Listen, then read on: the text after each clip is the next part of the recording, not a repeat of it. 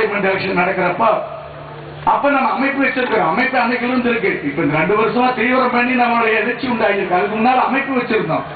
போய் முதலமைச்சர் இப்ப இருக்கிற முதலமைச்சர் தான் அப்ப முதலமைச்சரா இல்ல, அவர் ஏடிஎம்கே தான் ஆட்சியில இருந்து இவர் சும்மா இருந்தார். 2004 போய் பார்லிமெண்ட் எலெக்ஷன்ல போய் கேட்டோம். பார்லிமெண்ட் எலெக்ஷன் போய் நானும் திருச்சி தேவராஜ் அவர்களும் அப்ப ஈஸ்வரன் பொறுப்பில் இல்ல, அவர் அமையப்பன் சொல்லி 3 பேரும் போய் அறிவாலயத்திலே போய் கருணாநிதி பார்த்தோம். கரெக்டா 5 வருஷம் ஆச்சு.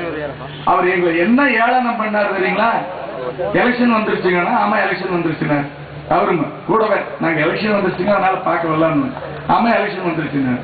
இல்லைங்க நாங்க ஏதாவது நான் எங்க கொங்குநாடு முன்னேற்ற பேரவைக்கு ஏதாவது சீட்டு ஏதாவது கொடுக்குறீங்கன்னா, சீட்டு எங்கிட்டதுக்கு வந்து கேட்கறீங்க? தேர்தல் கமிஷன் எலெக்ஷன் நடத்துறாங்க, நீங்க போய் வேட்புமனு போடுங்க, எலெக்ஷன் நின்னுங்க. அது நாங்க என்கிட்ட கேட்க வேண்டியது இல்லை. யாரு வேணாலும் எலெக்ஷன் நிக்கிறாங்க, அது தெரியாம அங்க போனா யாரு வேணாலும் எலெக்ஷன் நிக்கிறது. இவரை கேட்டா நிக்கணும், அது எங்களுக்கு தெரியுமில்ல. எலெக்ஷன் நிக்கிறதுக்கு என்ன எது கேட்க வர்றீங்கன்னு கேட்கிறேன். அப்புறம் திடீர்னு சரி அப்படி சீட்டு கொடுத்தா பணம் செலவு பண்ணீங்களான்னு கேட்டார். இந்த முதலமைச்சர் நேரில் கேட்ட கேள்வி சொல்றேன். அப்புறம் நாங்க அது கம்முனே உட்காந்துட்டேன். அவர் திருச்சி தேவராஜன் அவரு கருணாநிதி கேட்டாங்க. 4 பேர் இருந்தாங்க. கருணாநிதி, ஆற்காடு வீராசாமி, துரைமுருகன், அன்பழகன் 4 பேர் ஒன்னா இருந்தாங்க. நாங்க 3 பேர். அவரு செலவு பண்ணீங்களான்னு கேட்டோம். நான் கம்முன்னு உட்காந்துட்டேன். அவர் திருச்சி தேவராஜன் என்னை காட்டி நீங்க சீட்டை கொடுங்க அவர் செலவு பண்ணுவார்னு என்னை காட்டி சொன்னார். இப்படி சொன்னோன்னா அவர் நினைக்கிறாரு சீட்டெல்லாம் கொடுக்க முடியாது அப்படின்னு சொல்லிட்டு எங்களை அனுப்பிச்சிட்டாரு.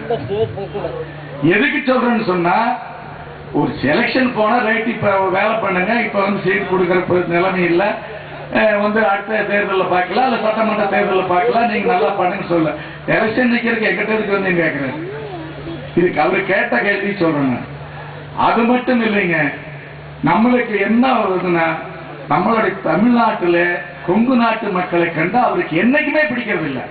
நானும் ரொம்ப நாளா பார்த்தாச்சு. நான் ஏதாவது 1989ஆம் ஆண்டு உங்களுக்கு தெரியும், அதிமுக ஆட்சியிலிருந்து எம்ஜிஆர் 87ஆம் ஆண்டு டிசம்பர்ல இறந்துட்டார்.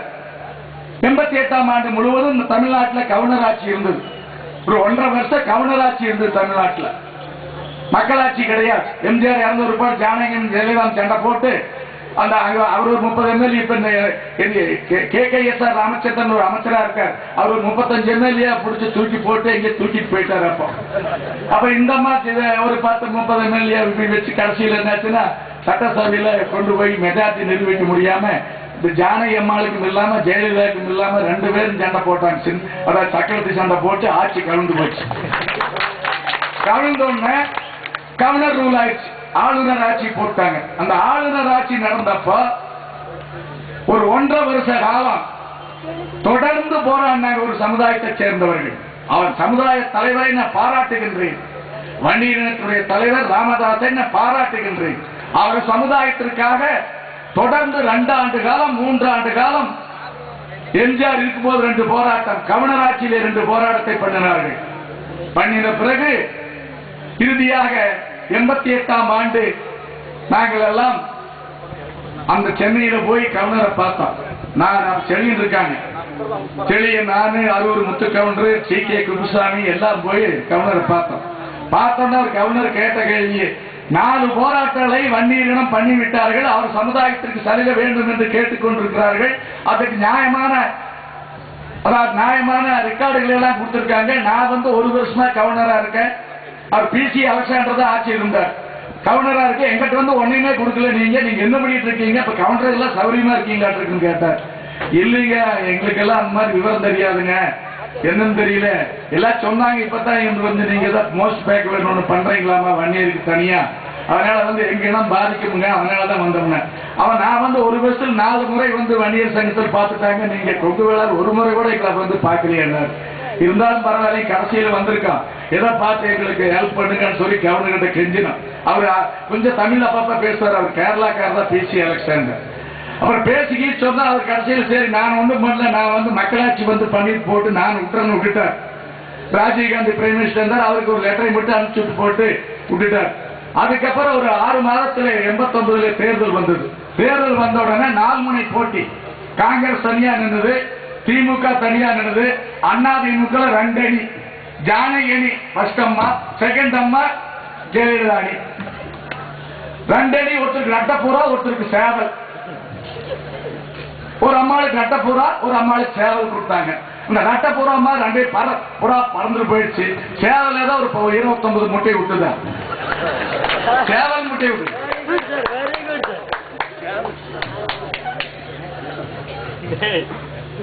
அந்த 29 சீட்டு ஜெயலலிதா அம்மாளுக்கு சேவல் சின்னத்துல வந்துருச்சு. ஜானகி அம்மாளுக்கு ஒண்ணும் வரல. காங்கிரஸுக்கு ஒரு 30 சீட்டு வந்து இவர் 117 சீட்டு திமுகவுக்கு வந்து ஆட்சி பிடிச்சிட்டாரு 89ல. ஆட்சி பிடிச்சோடனே ஒரு முதலமைச்சர் வந்து என்ன செய்யணும்? ஏற்கனவே 4 முறை வன்னியர்கள் போராடினார்கள், அவர்களுடைய மோஸ்ட் பேக்வர்டு, நல்லதுதான். ஆனா வந்தவரு கூப்பிட்டு நம்மளை உட்கார வச்சு இந்த மாதிரி கேட்கிறாங்க, வன்னியர் இனத்துக்கு உங்களுக்கு ஏதாவது சிரமம் இருக்கா, செய்யலாமா வேண்டாமான்னு நம்மளை கேட்கலாம். சரி, நம்மளை கேட்கல, சட்டமன்றத்திலேயாவது கொண்டு சட்டமா கொண்டு வந்திருக்கலாம், சட்டசபையில விவாதத்தை கொடுத்திருக்கலாம், எல்லாரும் விவாதித்த ஒருபாடு சட்டமாக்கி இருக்கலாம். அதையும் செய்யல.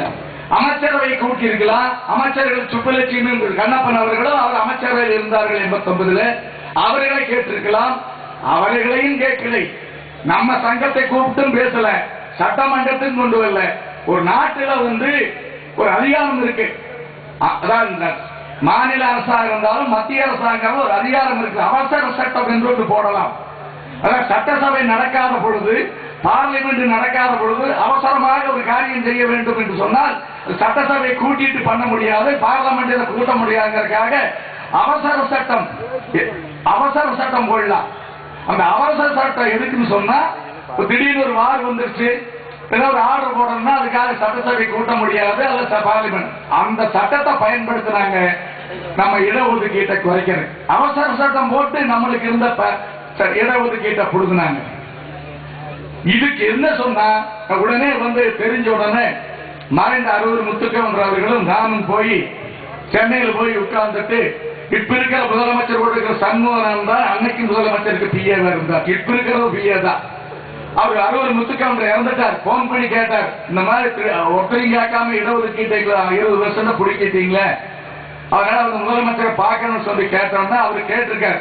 அவர் பிஏ சண்முகநாதன் வந்து முதலமைச்சர் கேட்டிருக்கார், இந்த மாதிரி கேட்கிறாங்க, உங்களை வந்து பார்க்கணுமாமா, அப்பாயின்மெண்ட் வேணுமாமா. இப்ப இருக்கிற முதலமைச்சர் தான் 89 இருந்தாரு, அப்பாயின்மெண்ட் கொடுக்க முடியாது. இன்னைக்கு சொல்றேன், அப்பாயின்மெண்ட் கொடுக்க முடியாது. திரும்பவும் போன் பண்ணி அவர் அந்த சண்முகநாதனை கேட்கிறப்ப அவர் சொன்னாரு, ஏன் அப்பாயின்மெண்ட் கொடுக்க மாட்டேன்னு கேட்டதுக்கு அப்புறம், நீங்க வந்து இந்த எலெக்ஷன்ல 89 நடந்த எலெக்ஷன்ல ஒட்டுமொத்தமா வந்து அவர் ஆட்சிக்கு வந்துட்டாரு. ஜானகி அம்மாள் ஒண்ணும் இல்ல, ஜெயலலிதா 29 சீட்டு வந்தது இல்லைங்க.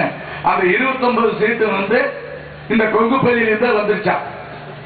அதனால நீங்க எனக்கு துரோகம் பண்ணிட்டீங்க கொங்கு நாட்டுக்காரர், அதனால உங்களுக்கு எந்த சலுகையும் செய்ய மாட்டேன், சலுகை செய்யறதில்லைங்கிற நேரில் வந்து உட்கார வச்சு சொல்லாட்டின்னு தான் போர்லயே அப்பாயின்மெண்ட் இல்லைட்டேன். இப்படி ஒவ்வொரு முறையும், இந்த முறை போயிருந்தோம். இப்ப 4 மாசத்துக்கு முன்னால நானும் போய் செயலர் ஈஸ்வரன், நம்மளுடைய பாலசுப்ரமணியம் எல்லாம் போயிருந்தோம். இப்ப போய் பார்த்தோம் முதலமைச்சர் பாக்குறப்ப அவர் சொன்னார் தெரியுங்களா, இந்த மாதிரி சொன்ன, ஐயா நீங்க கொங்கு நாட்டில் இருக்கிறவங்களுக்கு சரியான பிரதிநிதித்துவம் தரதில்லை, எதில் எடுத்தால் இருக்கிற இனத்தினுடைய எல்லாமே பாதிக்கப்படுது, இடஒதுக்கீடுல பாதிக்கப்படுது, கவர்மெண்ட் உத்தியோகத்தில் பாதிக்கப்படுது, ஹைகோர்ட்ல நீதிபதிகள் பாதிக்கப்படுகிறது, போலீஸ் துறையில பாதிக்கப்படுகிறது என்று சொன்னோம். அதையெல்லாம் விட உண்மைன்னு சொன்ன 21 பல்கலைக்கழகம் இருக்கு தமிழ்நாட்டில், 21 பல்கலைக்கழகம் இருக்கு. நாம நாட்டில் வந்து கேட்டீங்கன்னா கொங்கு நாட்டில் நாம எல்லா சமுதாயம் சேர்ந்து 2 கோடி பேர் இருக்கோம்.